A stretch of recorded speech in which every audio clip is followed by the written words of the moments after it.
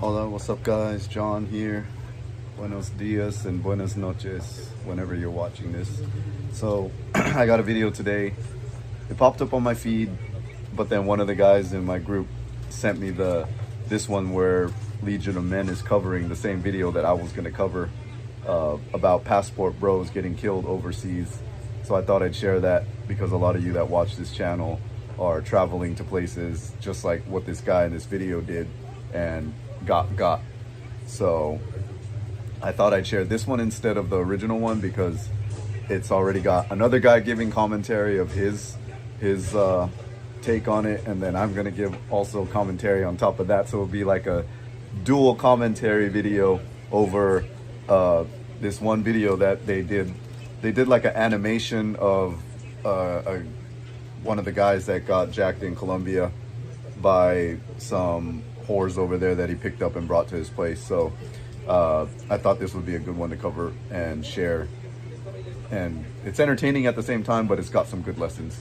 So I want to share that with you guys, especially since you guys are doing participating in a lot of this too. All right, let's get into it. Welcome back, Tribe. I have a video here. It says why Colombian Latinas are killing men, lonely men, for profit. What in the world?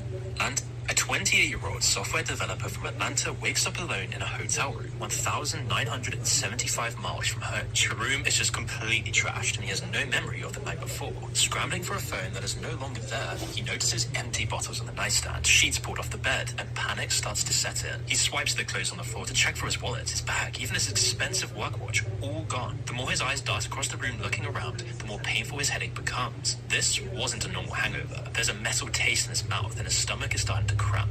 Marcus can hardly think straight and just wants to go home. But at least my passport is still secure, he thinks. But then he sees it. The door of the hotel safe, wide open and empty. Anxiety turns to dread. You know, these hotel safes, I don't trust those hotel safes because there's always, I guess, the backup emergency feature where the people who own it or the staff can always get access to it, and whoever's getting in there can get, if you're not in the room, they can get in the room safe that they provide and get your most valuable stuff. Obviously they know what's in there. So I bring this portable safe.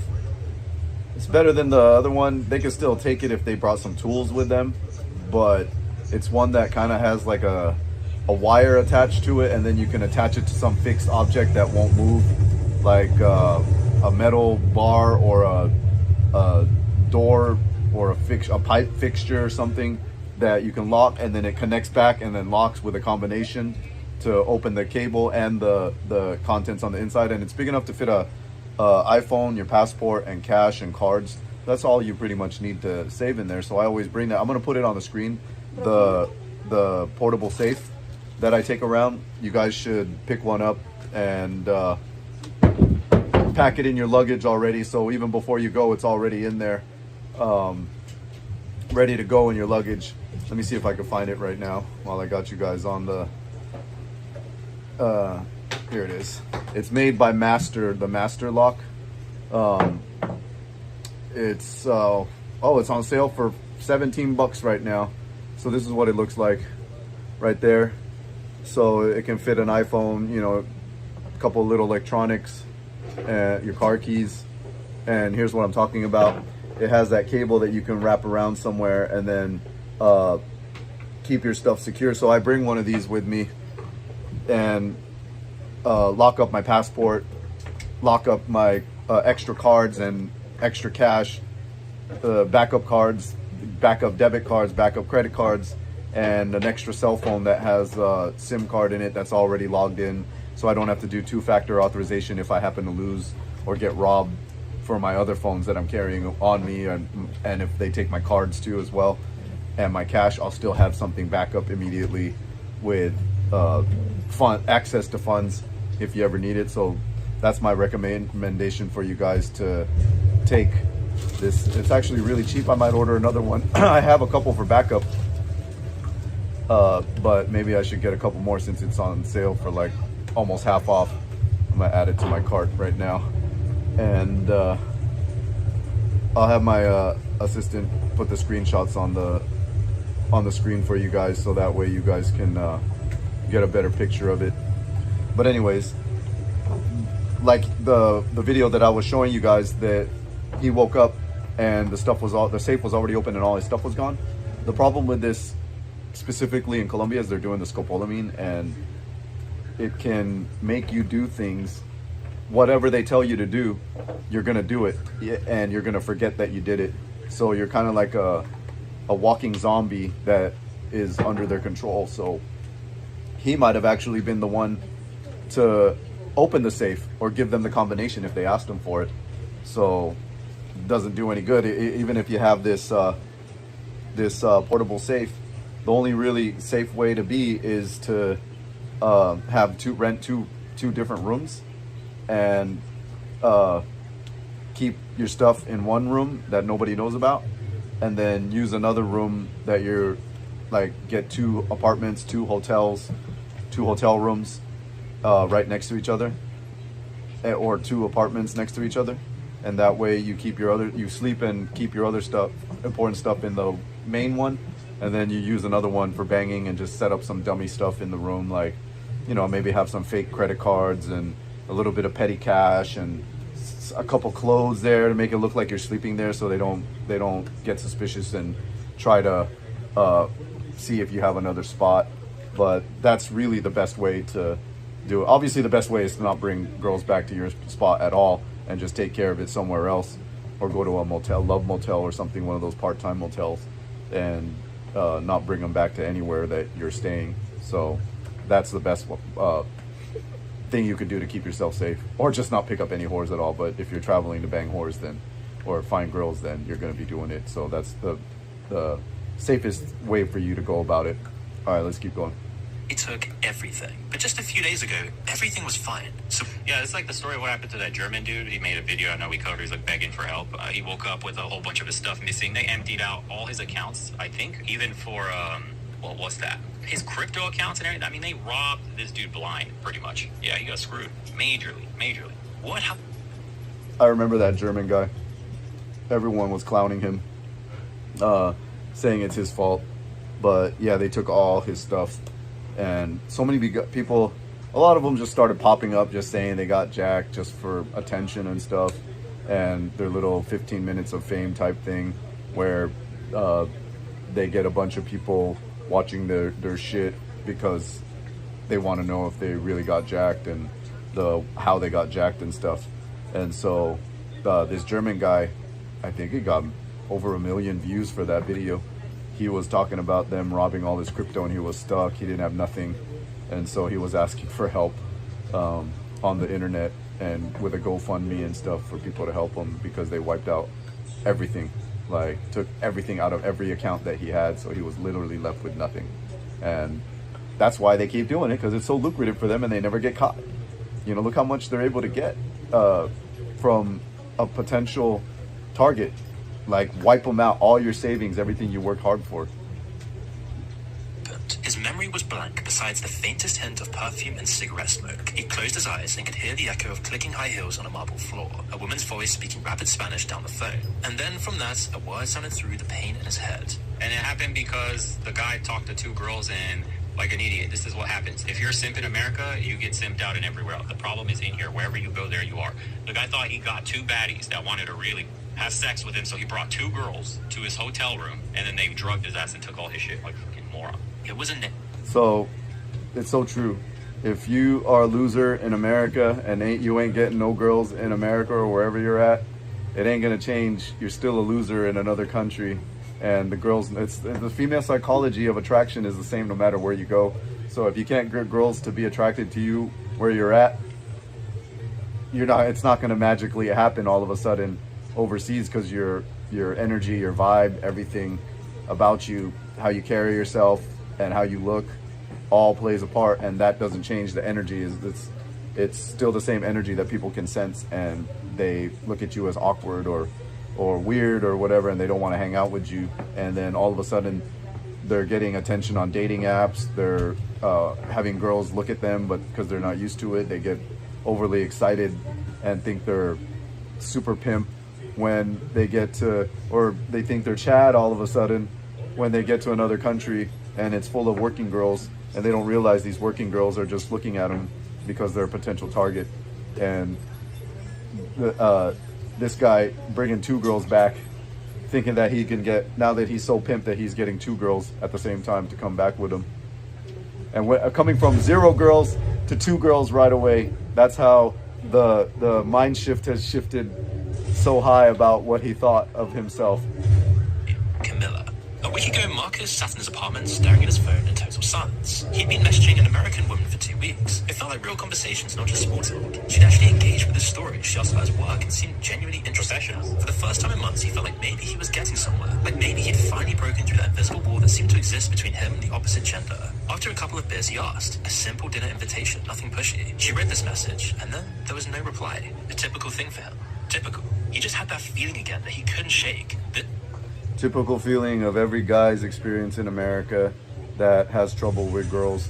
They go on dating apps, they message girls on social media, they message people they meet out at bars, or if they ask girls for numbers, and maybe people they were introduced to, they start messaging them and they get ghosted, or they get left on read or seen, and then when they ask them out, and that's it, that's the last they'll hear from them, just like this. And that's kind of like the majority of guys' lives in America, if they're even getting numbers or talking to anybody that they are like actually trying to get with, not just messaging cold people trying to ask them out, but actually like either on dating apps or acquaintances or co-workers or people in school that they meet or wherever they're at, jobs, customers, clients, things like that.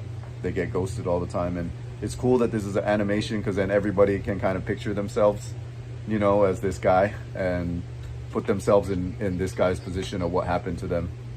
Woman was another in a sequence of rejection. His heart grew colder and his perspective dimmer and darker. Late that night, he found himself in a familiar territory. He'd been searching Medellin for months, partly because he'd heard good things from people he knew, but also because of the content that had been piped into his feed. Non-stop videos of these guys filming themselves with GoPros, partying with beautiful women in exotic places, where you can just be with a beautiful, wholesome woman, drinking cheap beers on an exotic beach, speaking some broken Spanish, and really just enjoying life. And all it seemed to take was a plane flight. Marcus understood that he was in a vulnerable state, but he just couldn't stop himself. How could you? How could you even resist the temptation of this? He'd started off just watching simple dating content or discussions on how romance in the Western world had changed. But after getting recommended content showing how much different dating abroad was, and the seemingly infinite upside you get as a young American bachelor with some cash, he grew more and more desperate.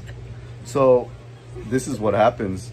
These guys that have no experience with girls, this is the kind of content, it's all clickbait. You know, they make it sound so easy that you just show up and the girls automatically want to hang out with you and be with you and stay with you and bang you. You know, like, that's not how it is. And all these people that are posting these content that I watch too, especially like for the Philippines and Thailand and things like that, where they're showing that all these girls and trying to make it look like they're all pretty. And then when you get there, you're going to find out majority of them are not pretty. And especially if you're going to go to the working girl scene, a lot of them look like maids. I like to say that's kind of like how, if you can imagine a housekeeper, a local housekeeper over there, that's what they kind of look like. And the super hot girls, or the really pretty ones, are diamonds in the rough in these places. And it's not like we're in Latin America where you get a lot of fucking hot girls. What's been showing up on my feed lately is like Russian women, and these guys interviewing these girls, asking them how many guys they've been with. They're saying only 1 or 2, and they're asking them when they lost their virginity, that they just lost it at 18, you know. And then I asked Jack Ma, who's one of the guys in my group, I did an interview with him.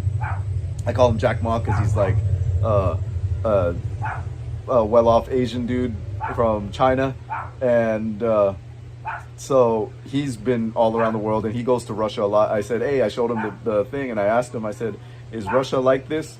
He's all, no, it's clickbait. So what my point is, like, when you see all these things of these guys living the life, just talking and going out and walking up to any girl and just fucking getting their number and going out, it's not that easy. It's easier than in America, but if you can already do it in America, then you'll notice that it's a lot easier when you go to these different countries, it's easier to talk to them because the people are nicer and the girls are not as stuck up or like standoffish or as I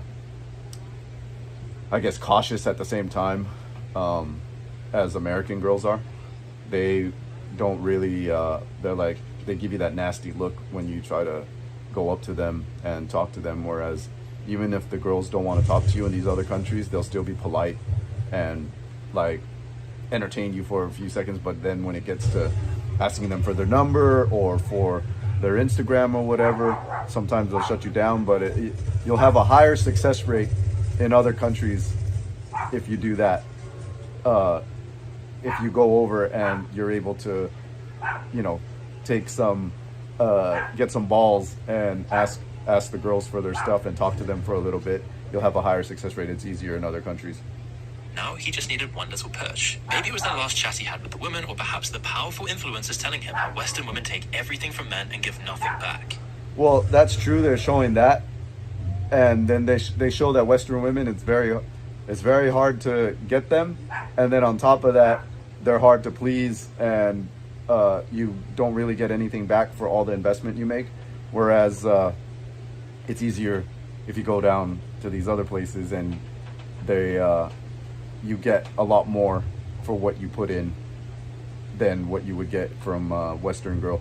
He found his thoughts changing. Earlier that very same day, he found himself snapping at another bland girl, spilling coffee in his arm. The same as all the rest, useless now to get. He didn't know what was happening to his mind, but he felt profanities echo around it in women's presence. Sinking another drink, his finger hovered over the confirm button for his flights, and he clicked.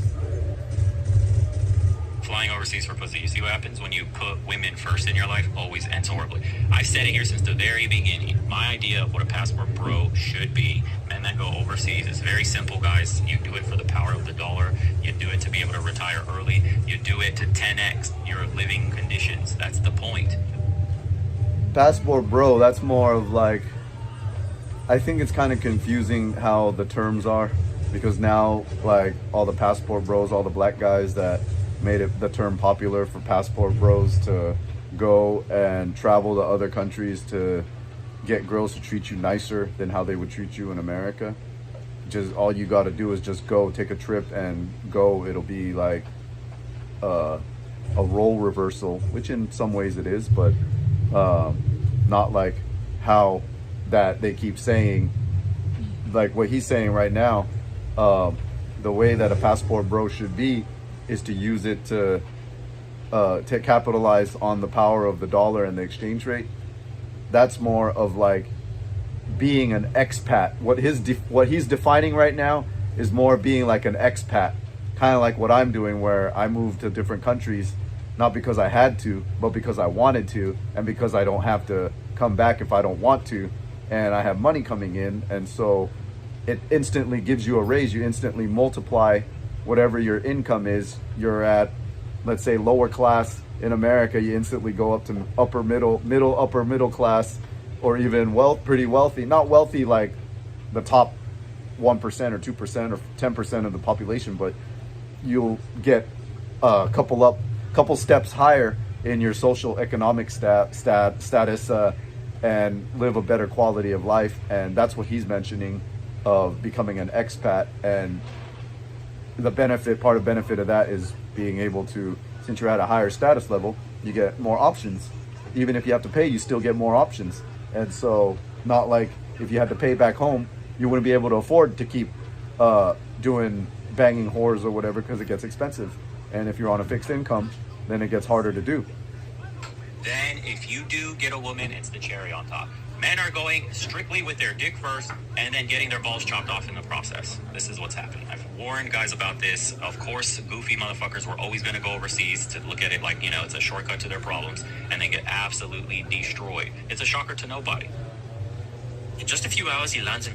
Yeah, just like when you see like all the guys that get scopolamine and died that made the news, like all the Asian dudes that got, I think they're going to show it in this video. Hey, no! They're going to show it in this video.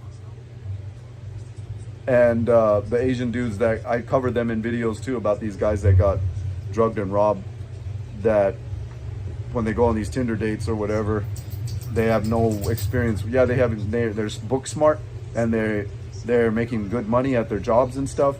But when it comes to street smarts and dealing with women, they have no idea what's going on, and then they end up paying with their lives because they are nerds where they come from, and then they're super nerds when they get to the next place where they go, the destination they go to for the to get laid, to find girls.